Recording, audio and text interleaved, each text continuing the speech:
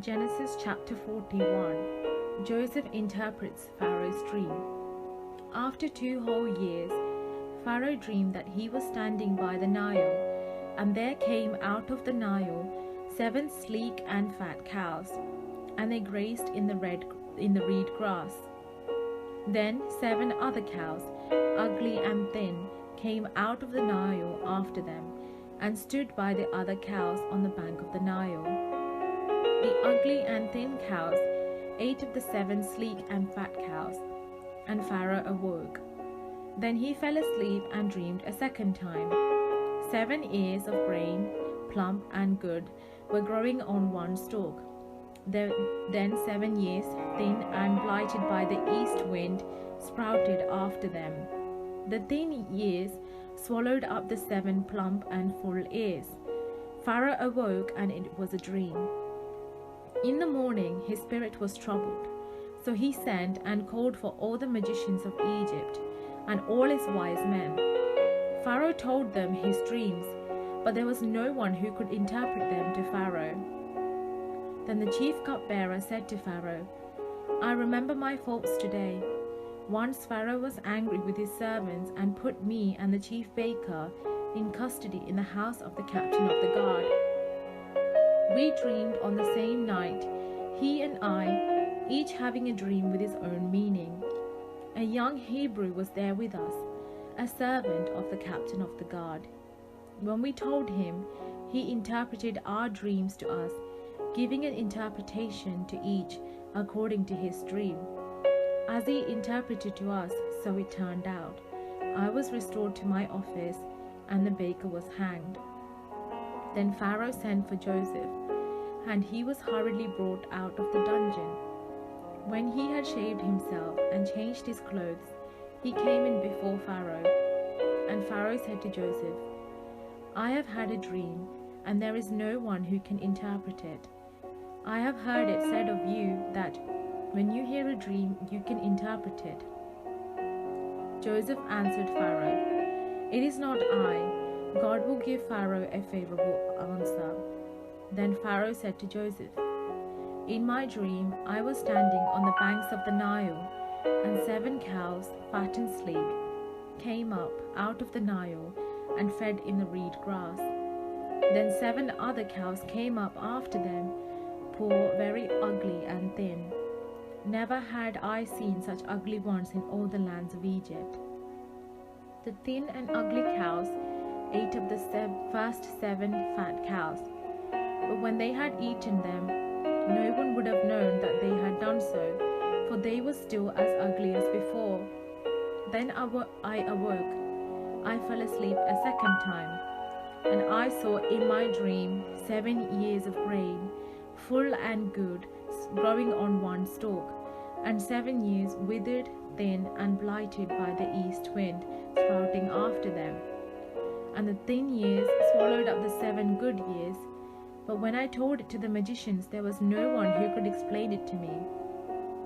Then Joseph said to Pharaoh, "Pharaoh's dreams are one and the same. God has revealed to Pharaoh what he is about to do. The 7 good cows are 7 years, and the 7 good years are 7 years. The dreams are one. The 7 lean and ugly cows that came up after them are 7 years, as are the 7 empty ears blighted by the east wind. They are 7 years of famine. It is as I told Pharaoh. God has shown to Pharaoh what he is about to do. There will come 7 years of great plenty throughout all the land of Egypt. After them there will arise 7 years of famine, and all the plenty will be forgotten in the land of Egypt. The famine will consume the land. The plenty will no longer be known in the land because of the famine that will follow, for it will be very grievous." After the doubling of Pharaoh's dream means that the thing is fixed by God, and God will shortly bring it about. Now therefore, let Pharaoh select a man who is discerning and wise, and set him over the land of Egypt. Let Pharaoh proceed to appoint overseers over the land, and take 1/5 of the produce of the land of Egypt during the 7 plenteous years. Let them gather all the food of these good years that are coming, and lay up grain under the authority of Pharaoh for food in the cities, and let them keep it. That food shall be a reserve for the land against the 7 years of famine that are to befall the land of Egypt, so that the land may not perish through the famine. The proposal pleased Pharaoh and all his servants. Pharaoh said to his servants, "Can we find anyone else like this, one in whom is the Spirit of God?" So Pharaoh said to Joseph, "Since God has shown you all this, there is no one so discerning and wise as you. You shall be over my house, and all my people shall order themselves as you command. Only with regard to the throne will I be greater than you." And Pharaoh said to Joseph, "See, I have set you over all the land of Egypt." Removing his signet ring from his hand, Pharaoh put it on Joseph's hand. He arrayed him in garments of fine linen, and put a gold chain around his neck. He had him ride in the chariot of his second in command, and they cried out in front of him, "Bow the knee." Thus he set him over all the land of Egypt. Moreover, Pharaoh said to Joseph, "I am Pharaoh, and without your consent no one shall lift up hand or foot in all the land of Egypt." Pharaoh gave Joseph the name Zaphenath-Paneah, and he gave him Asenath, daughter of Potiphera, priest of On, as his wife. Thus Joseph gained authority over the land of Egypt. Joseph was 30 years old when he entered the service of Pharaoh, king of Egypt. And Joseph went out from the presence of Pharaoh, and went through all the land of Egypt. During the 7 plenteous years, the earth produced abundantly. He gathered up all the food of the 7 years when there was plenty in the land of Egypt, and stored up food in the cities. He stored up in every city the food from the fields around it.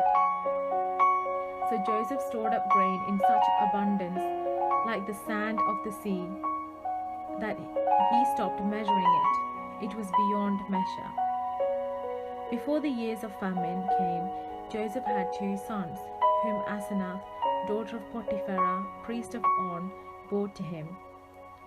Joseph named the firstborn Manasseh, for he said, "God has made me forget all my hardship and all my father's house." The second he named Ephraim, "For God has made me fruitful in the land of my misfortunes." The 7 years of plenty that prevailed in the land of Egypt came to an end, and the 7 years of famine began to come, just as Joseph had said. There was famine in every country, but throughout the land of Egypt there was bread. When all the land of Egypt was famished, the people cried to Pharaoh for bread. Pharaoh said to all the Egyptians, "Go to Joseph, what he says to you, do." And since the famine had spread over all the land, Joseph opened all the storehouses and sold to the Egyptians, for the famine was severe in the land of Egypt. Moreover, all the world came to Joseph in Egypt to buy grain, because the famine severe throughout the world.